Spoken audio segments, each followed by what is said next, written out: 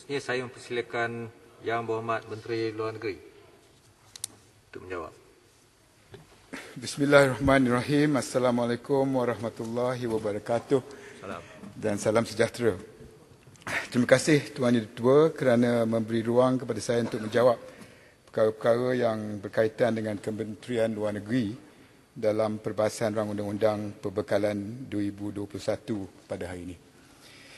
Bagi pihak Kementerian Luar Negeri, saya ingin merakamkan setinggi-tinggi penghargaan dan terima kasih kepada Yang Berhormat Sikh, Yang Berhormat Kuala Krai, Yang Berhormat Beaufort dan Yang Berhormat Pontian kerana perhatian dan keprihatinan di dalam mengangkat isu-isu yang ada kaitan dengan Kementerian Luar Negeri sewaktu membahaskan Rang Undang-Undang Perbekalan ini. Tuan Yang Ditua, saya mengucapkan terima kasih kepada Yang Berhormat Sikh kerana telah mengikuti perkembangan sidang kemuncak ASEAN ke-37 dan sidang-sidang kemuncak yang berkaitan serta telah membangkitkan perkara-perkara berkenaan pengukuhan Komuniti Persatuan Negara-Negara Asia Tenggara atau ASEAN.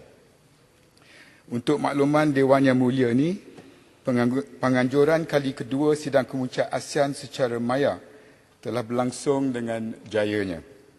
Pelbagai perbincangan dan kesepakatan yang menyentuh kepentingan serantau serta antarabangsa telah dicapai menerusi 17 siri mesyuarat bersama rakan-rakan dialog ASEAN iaitu Amerika Syarikat, Australia, China, Jepun, Korea Selatan, India, New Zealand, termasuk mesyuarat dengan Pertubuhan Bangsa-Bangsa Bersatu PBB. Selain daripada itu, sebanyak 81 dokumen hasil yang merangkumi isu-isu daripada 3 teras utama iaitu politik dan keselamatan, ekonomi dan sosio-budaya ASEAN serta kerjasama ASEAN dengan negara-negara rakan dialognya telah pun dipersetujui. Antara pencapaian bermakna bagi mereka, bagi kita, ialah kesepakatan negara-negara anggota ASEAN meluluskan kerangka kerja pemulihan komprehensif ASEAN atau dengan izin di ASEAN Comprehensive Recovery Framework. Kerangka ini merupakan cadangan yang dicetuskan oleh Yang Amat Berhormat Perdana Menteri sendiri ketika sidang kemuncak ASEAN Plus 3 mengenai COVID-19 yang telah diadakan pada bulan April lalu. Persetujuan sebulat suara ini bukan sahaja meraih penghormatan negara-negara anggota ASEAN terhadap Malaysia, malah menyerlahkan keupayaan dan kepimpinan Malaysia dalam usaha memperkasakan ASEAN dalam menangani cabaran serantau serta cabaran global terutama pandemik COVID-19. Selain itu, Malaysia berperanan sebagai negara penyelaras hubungan dialog ASEAN-Australia dengan mencapai konsensus bagi membolehkan pemimpin tertinggi ASEAN dan Australia bersidang setahun sekali berbanding 2 tahun sekali sebelum ini. Pencapaian ini sekaligus membuka peluang kepada kedua-dua pihak memperkukuhkan kerjasama dalam pelbagai bidang bagi manfaat bersama. Untuk makluman sidang Dewan Yang Mulia ini, pencapaian signifikan ASEAN secara keseluruhan di dalam sidang kemuncak kali ini adalah menyaksikan kesepakatan yang dapat dicapai antara semua negara anggota ASEAN dengan 5 negara rakan dialog ASEAN iaitu Australia, China, Jepun, Korea Selatan dan New Zealand untuk menandatangani perjanjian perdagangan perkongsian ekonomi komprehensif serantau atau RCEP. Ia merupakan pencapaian yang terbesar kerana selepas lebih 8 tahun rundingan dilaksanakan, akhirnya ia mendapat kesepakatan. Dengan termeterainya RCEP ini, ia dijangka akan berupaya meningkatkan integrasi ekonomi serantau seterus memacu pertubuhan sektor perdagangan ASEAN demi manfaat lebih 600 juta rakyatnya terutama di era pasca pandemik ini.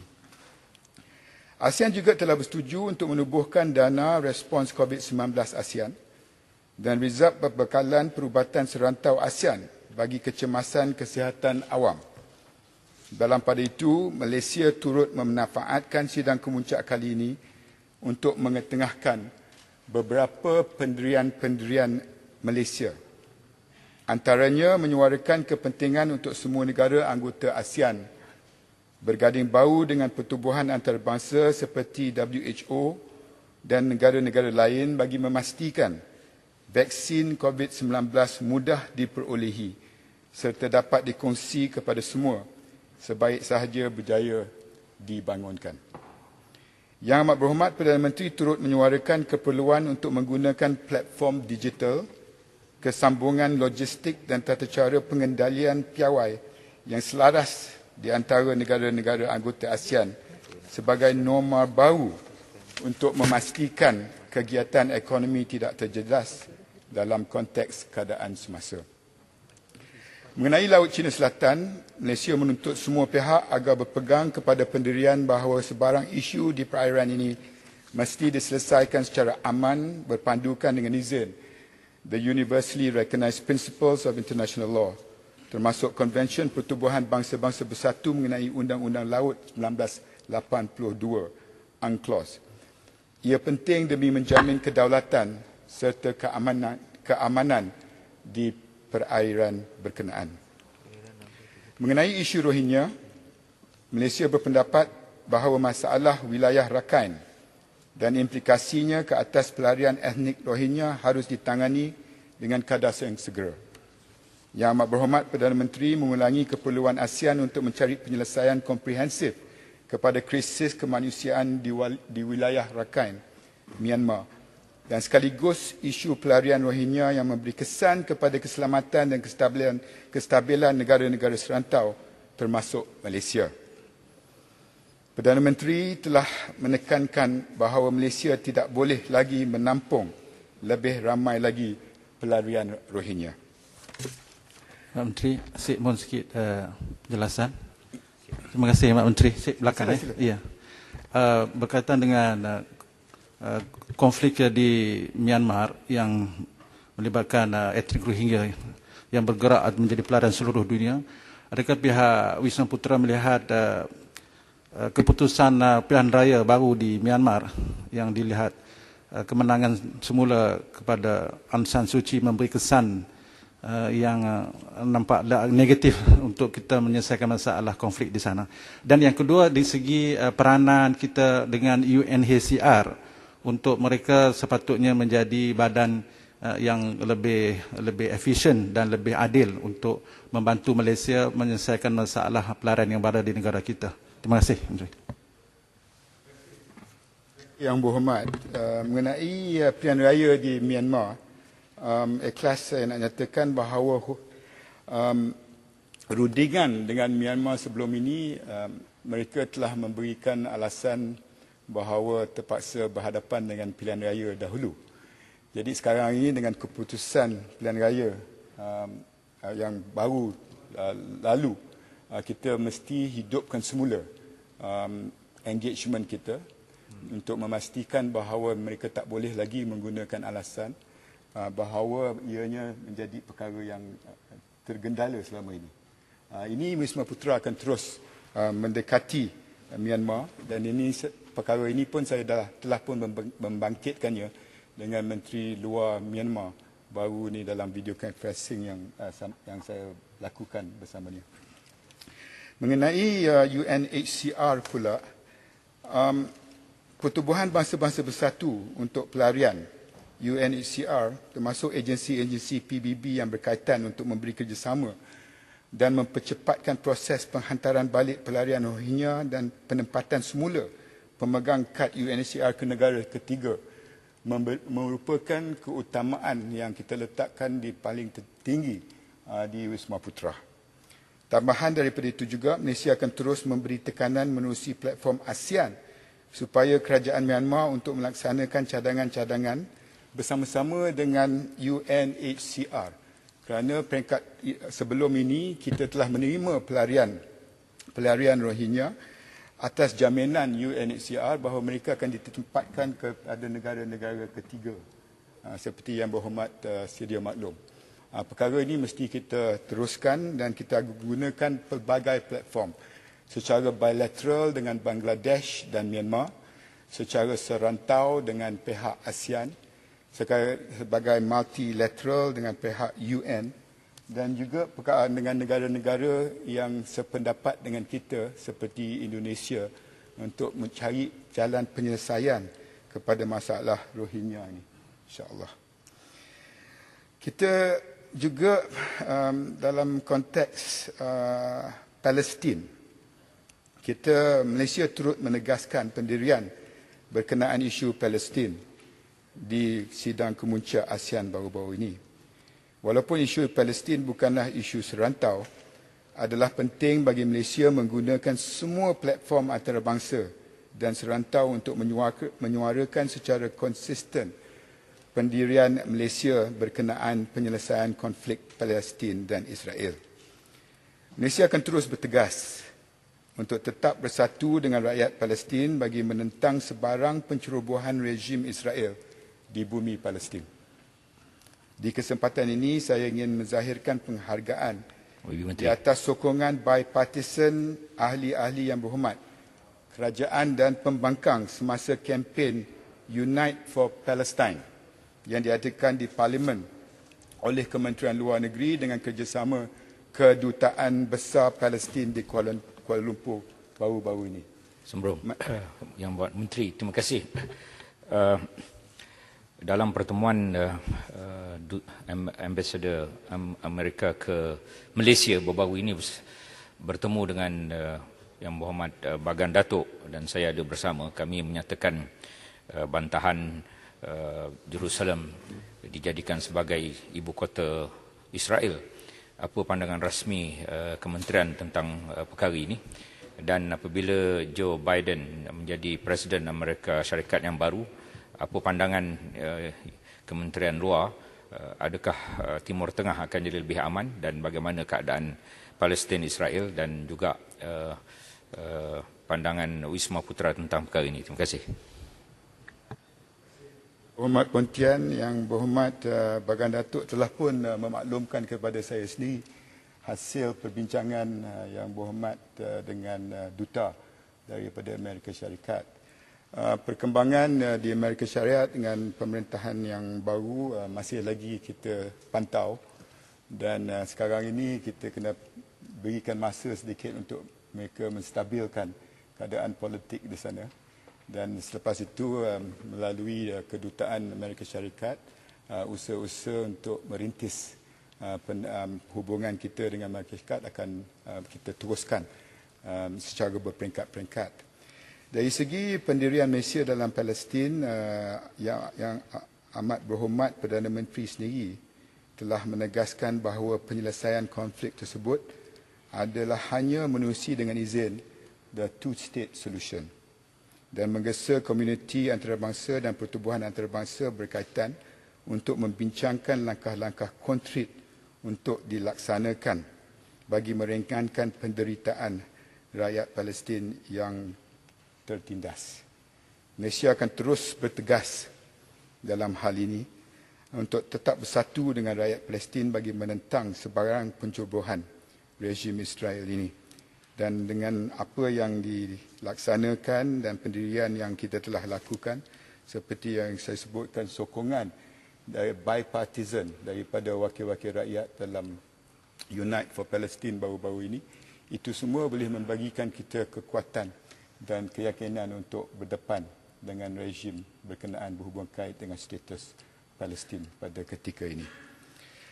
Tuan Yang Bertua, secara keseluruhannya, sidang kemuncak ASEAN ke-37 dan sidang-sidang kemuncak yang berkaitan ini dilihat sebagai satu kejayaan bagi Malaysia dan ASEAN kerana ianya berjaya meningkatkan kerjasama yang lebih pragmatik dan solidariti yang lebih tinggi, bukan sahaja di kalangan negara-negara anggota ASEAN tetapi dengan rakan-rakan ASEAN yang lain.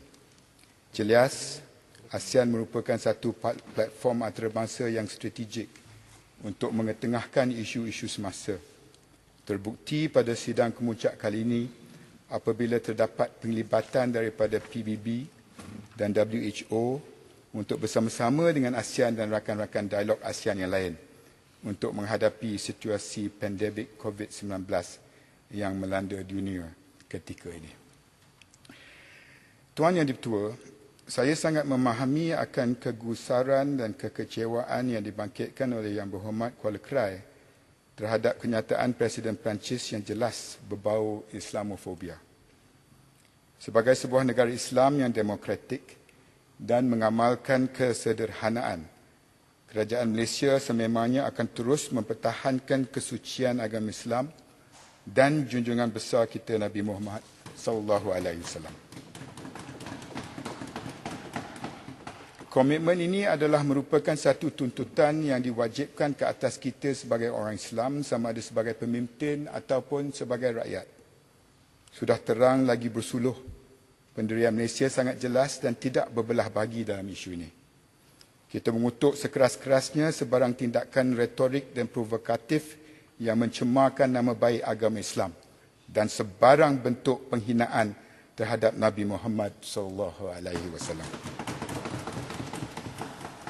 Malah sewaktu sidang kemuncak ASEAN ke-37 dan sidang kemuncak ASEAN Pertubuhan Bangsa-Bangsa Bersatu ke-11, hanya Malaysia sahaja telah menyuarakan pandangan dan mengecam tindakan pengganas dan menggunakan agama dan juga hasutan serta kebencian dan perpecahan yang akhirnya menyuburkan sentimen Islamofobia dalam kalangan komuniti antarabangsa.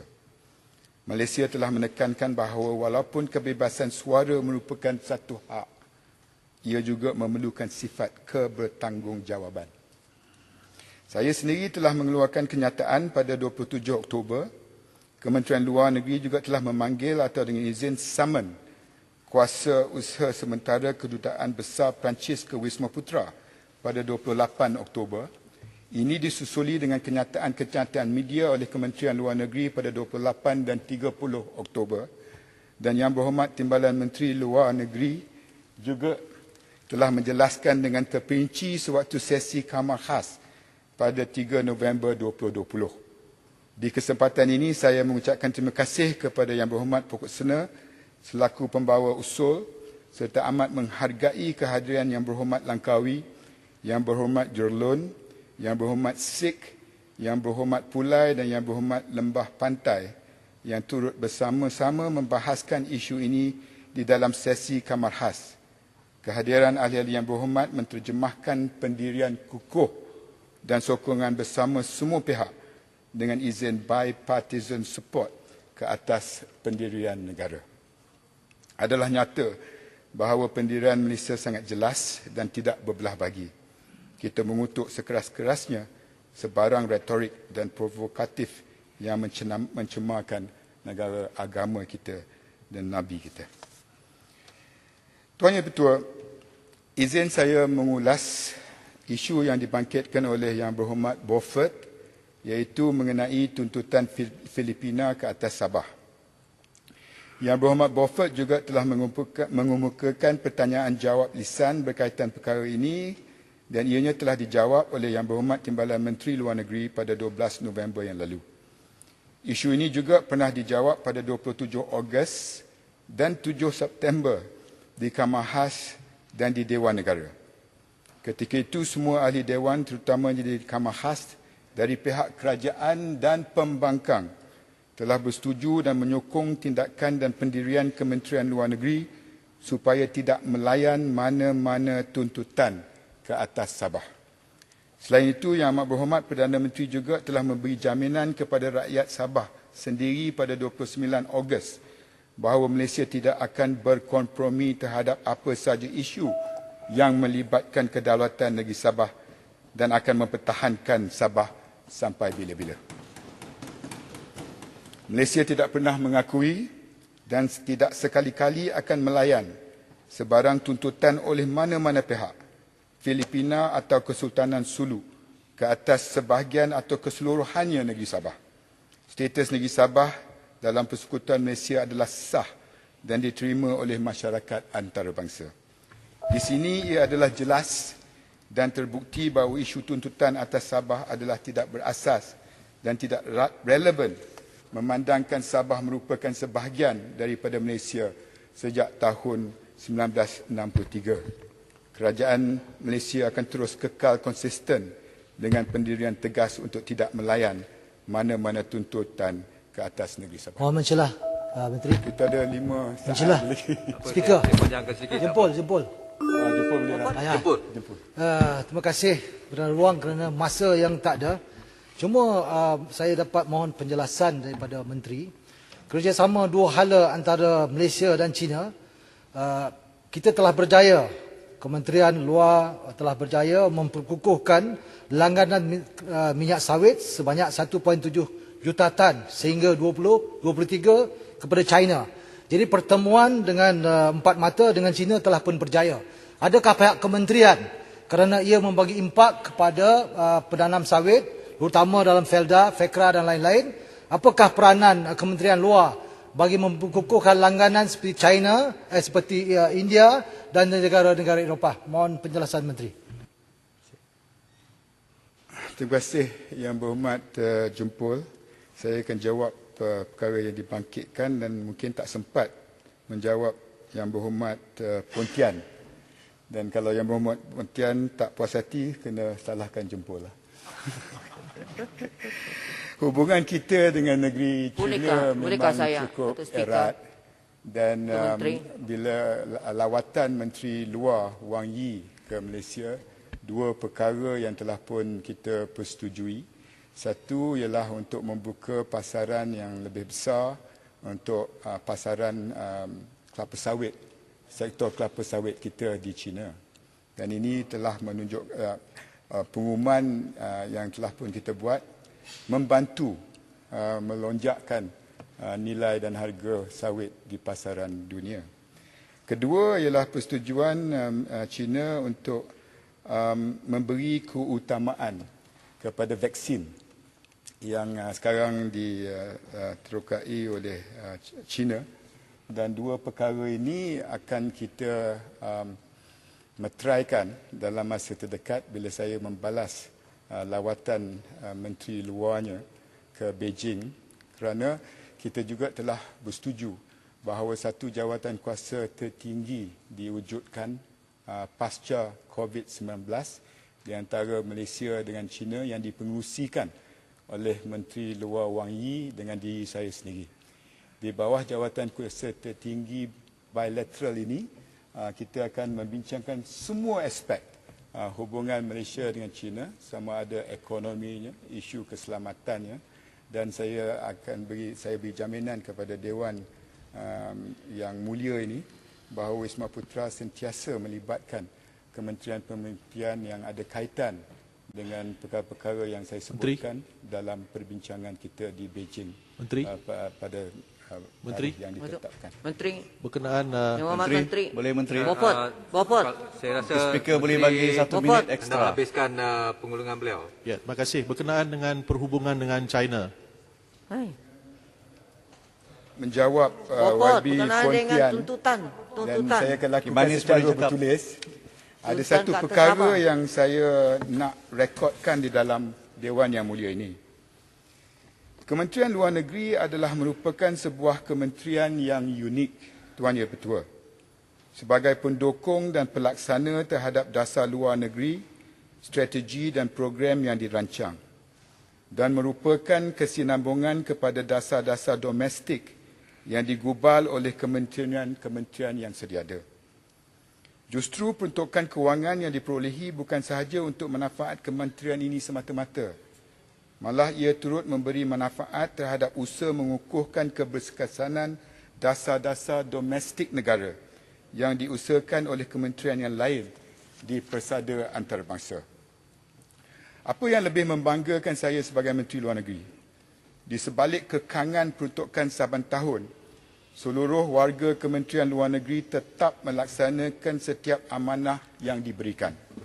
Semangat cintakan negara tetap diterjemahkan dalam apa jua keadaan demi melaksanakan tugas dan tanggungjawab mereka. Semasa kemuncak pandemik COVID-19, Kementerian Luar Negeri telah berjaya membawa pulang seramai 26,870 orang rakyat Malaysia ke tanah air. Hasil usaha dan kerja keras sekitar 300 orang frontliners di Wisma Putra serta perwakilan-perwakilan Malaysia di seluruh dunia yang beroperasi tanpa mengenal waktu. Segala aduan dan permasalahan rakyat turut didengari dan diusahakan sebaiknya untuk diselesaikan melalui talian 24 jam Task Force COVID-19. Walaupun segalanya terhad, ia tidak pernah membataskan semangat dan usaha kami di kementerian ini untuk memberikan perkhidmatan terbaik untuk rakyat dan negara. Justru sebelum mengakhiri penggulangan ini, Yang Berhormat Menteri, saya ingin mengambil kesempatan ini untuk merakamkan penghargaan tulus ikhlas saya kepada seluruh warga Kementerian Luar Negeri yang terus komited mencurahkan khidmat dan bakti mereka. Yang Bunga Menteri, satulah. sikit boleh Yang Berhormat Menteri. Astagfirullah. Sabar. Sabar ni, klaim kata sabar. Kementerian Luar Negeri ni penting, Menteri. Biar saya Pun ucap, satu aja. ini pun penting. Nak beri pengiktirafan kepada mereka yang telah pun buat kerja untuk memastikan bahawa rakyat Malaysia termasuk daripada mereka yang menyokong parti Yang Berhormat. Ya, kita sokong. Jadi kita dalam sokong. hal ini biarlah saya habiskan Baik, pengiktirafan ini Tuan Yang Hassan. Berhormat Sama-sama. Menteri. Nanti bagi sikit untuk Sabah Yang Berhormat Menteri. Sikit. Apa yang nyata, segala jasa dan pengorbanan mereka amat besar artinya kepada rakyat dan negara.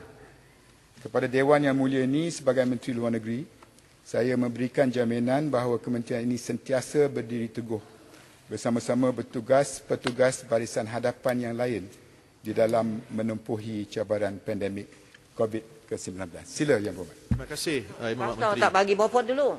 Di atas penggulungan. Saya lihat bahawa Yang Berhormat tak Menteri dijawab tadi dah. begitu tekun menjalankan tugas dan saya ingin merakamkan ucapan ribuan terima kasih bagi pihak rakyat Malaysia di atas semua langkah-langkah yang diambil untuk membawa balik rakyat kita di luar negara semasa pandemik COVID. Memandangkan Kementerian Luar Negeri menjalinkan perhubungan yang begitu baik dengan China, saya cuma ingin tanya apakah langkah-langkah yang diambil dalam perhubungan ini untuk mengesan JOLO dan apakah Yang Berhormat Pekan ada di sini, mungkin beliau boleh membantu. Apakah langkah-langkah yang boleh diambil bagi kita mengesan JOLO, sama ada memujuk beliau untuk balik ke negara ini untuk membantu kita merungkai isu-isu berkenaan dengan kes 1MDB dan sebagainya. Baik, terima kasih, apakah Jelutong. langkah-langkah yang diambil? Terima kasih. Okey, sebelum Yang Berhormat Menteri menjawab, saya minta bertanya tentang Sila Beaufort. ini masalah yang besar. Last daripada Itu Kimanis. cerita lain. Boleh Yang Kimanis ini saya ada terakhir. berkenaan dengan negeri di dalam Malaysia. Walaupun kerajaan tegas mengatakan bahawa tidak ada asas, tetapi dia akan timbul daripada masa ke masa mendakwa mereka mempunyai hak ke atas negeri Sabah. Apakah tindakan yang boleh diambil oleh negara kita, kerajaan kita, untuk memastikan tidak mungkin timbul lagi klaim ke atas negeri Sabah ini oleh mana-mana negara termasuk Filipina. Ini penting. Pasal cakap COVID tadi, nanti mereka datang lagi ramai-ramai ke Sabah, bawa lagi penyakit ini menyusahkan kami semua di Sabah. Terima kasih Beaufort. Berkaitan. Ya, terima kasih Yang Berhormat Menteri tentang isu tuntutan Filipina terhadap Sabah. Sebelum ini kita tahu ada usaha-usaha di antara kerajaan Malaysia dengan juga Filipina untuk meyakinkan kerajaan Filipina untuk membuka pejabat konsulat di Kota Kinabalu. Dan apakah usaha-usaha ini akan diteruskan? Kerana kita tahu apabila ini dapat diwujudkan, maka akan lebih mudah hubungan baik antara Malaysia dan juga Filipina. Terima kasih. Ya, Menteri, ini berkaitan dengan negeri China. Untuk maklumat Menteri, pelajar-pelajar di Malaysia, pelajar-pelajar Malaysia yang belajar di negeri China, oleh kerana pandemik COVID-19, mereka tidak dibenarkan pulang ke China untuk belajar. Sedangkan di negeri China hari ini, universitinya semua sudah buka seperti biasa. Dan pelajar asing seperti daripada Singapura dan Korea dibenarkan pulang ke negeri China, balik ke negeri China untuk belajar. Tetapi pelajar daripada Malaysia tidak dibenarkan untuk balik ke negeri China untuk sambung pelajaran mereka. Jadi saya dimaklumkan ini adalah berkaitan dengan G2G, di mana hubungan antara negara China dengan Malaysia, mereka perlu selesai di peringkat kementerian, ya, untuk membenarkan ya pelajar daripada Malaysia untuk kembali ke negeri China untuk belajar. Begitu juga pelajar negeri China hari ini juga tidak dibenarkan pulang ke Malaysia untuk belajar. Sebab Malaysia ni universiti kita belum buka lagi. Jadi barangkali kita ambil inisiatif untuk selesaikan masalah ini, untuk memastikan bukan saja pelajar Malaysia boleh kembali ke negara asing seperti China ataupun negara-negara lain untuk teruskan pelajaran mereka. Ketua Terima Belakang kasih. cukup dah. YB Menteri Luar ada saya beri tempoh masa mungkin seminit untuk rumuskan dan sekiranya tidak cukup masa boleh buat jawapan bertulis. Sila Menteri Luar Negeri. Seminit.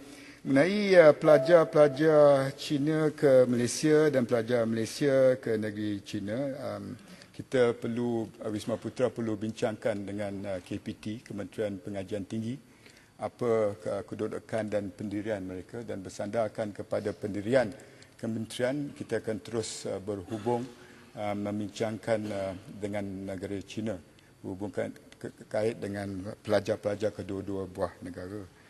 Dari segi usaha untuk menidakkan Filipina terus menuntut perkara ini, YB Beaufort, bukan mudah kerana perkara ini dibangkitkan di Filipina kerana pertimbangan politik dan mainan galeri kepada mereka.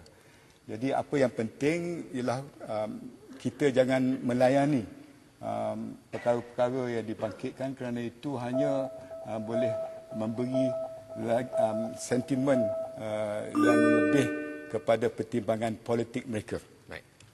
Perkara yang dibangkitkan berhubung kait dengan Jolo, satu, kita tak tahu sama ada benar dia berada di negeri China, dan keduanya sekiranya pihak PDRM telah akan maklumkan kepada Wisma Putra kedudukan sebenar dan di mana beliau berada, tidak ada sebab Wisma Putra tak boleh membantu mencari, membawa balik Jolo untuk menghadapkannya kepada penghakiman. Terima kasih.